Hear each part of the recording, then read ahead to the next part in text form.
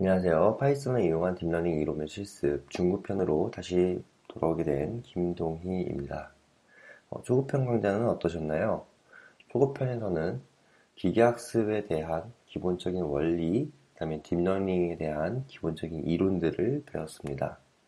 이번에는 딥러닝의 꽃이라고 불려지는 CNN 그리고 RNN에 대해서 배워보고 그 다음에 실습을 진행하도록 하겠습니다.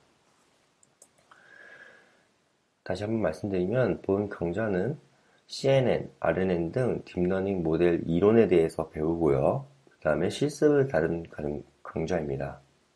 그래서 이론 및 실습을 통해 기본 개념을 익히고 기본 문제를 해결하는 것을 목표로 하고 있습니다.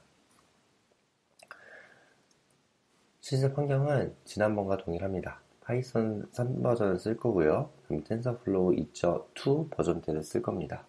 그리고 구글 콜랩을 통해서 실습을 진행하도록 하겠습니다. 초급 강좌를 들으셨던 분들은 아시는 내용이겠지만 다시 한번 콜랩에 대해서 설명드리도록 하겠습니다.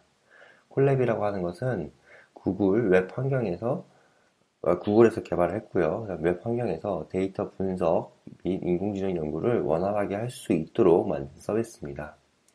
별도의 개발 환경 설치 없이 웹 브라우저만을 이용하는 것이 장점이고요.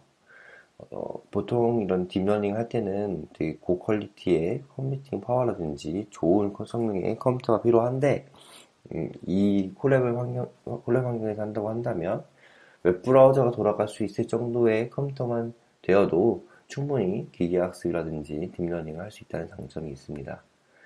즉, GPU라든지 TPU라든지 이런 것들을 무료로 사용할 수 있는데요.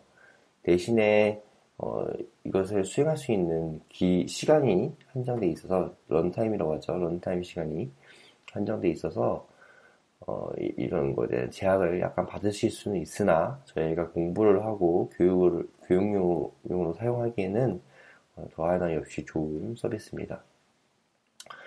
콜랩에서는 텐서플로우, 케라스, 멜랩, 그다음에 사이클런, 판다스 등 다양한 도구가 미리 설치되어 있기 때문에 복잡한 설치 과정을 거치지 않으셔도 되고요.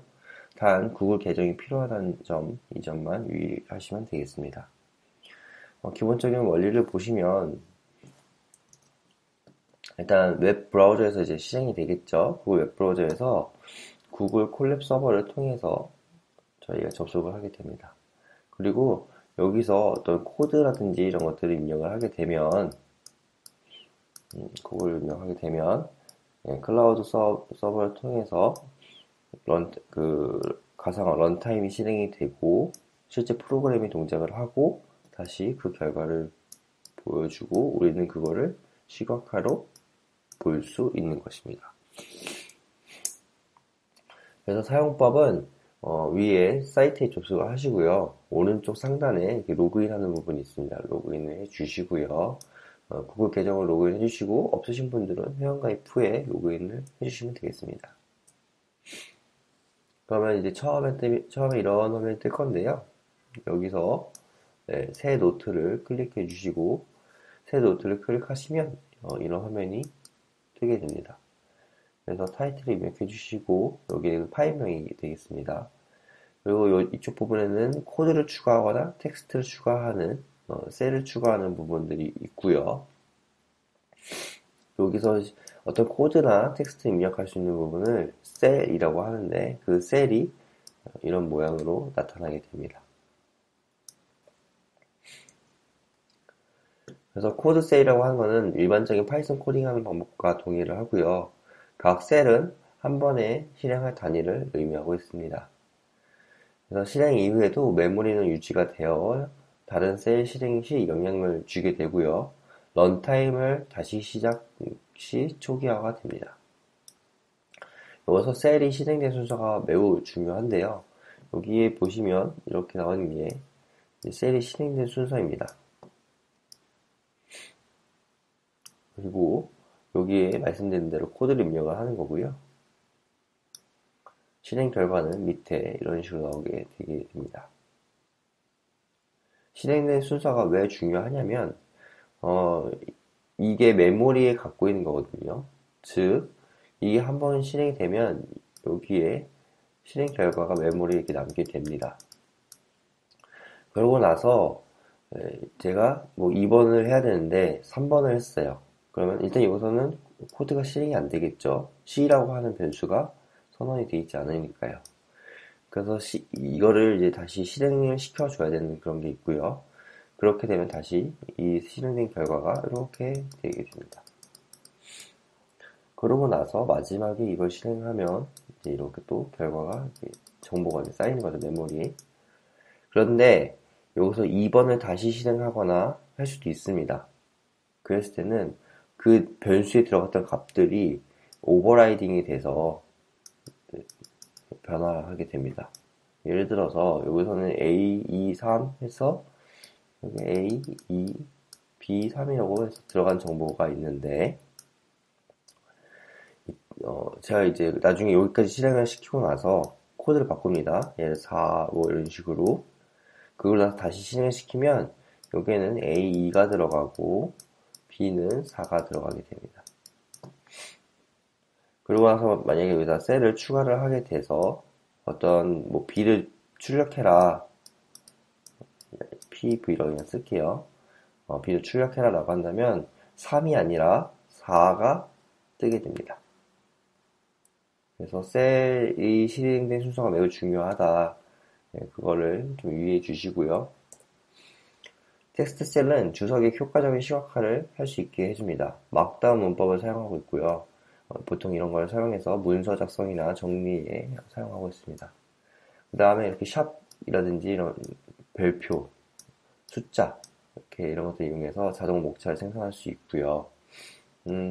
샵이 이제 제일 타이틀이 될 수 있고 샵을 연속으로 써서 샵샵 하게 되면 그 하위에 목차가 됩니다. 예를 들어서 목차라고 한다, 대목차라고 한다면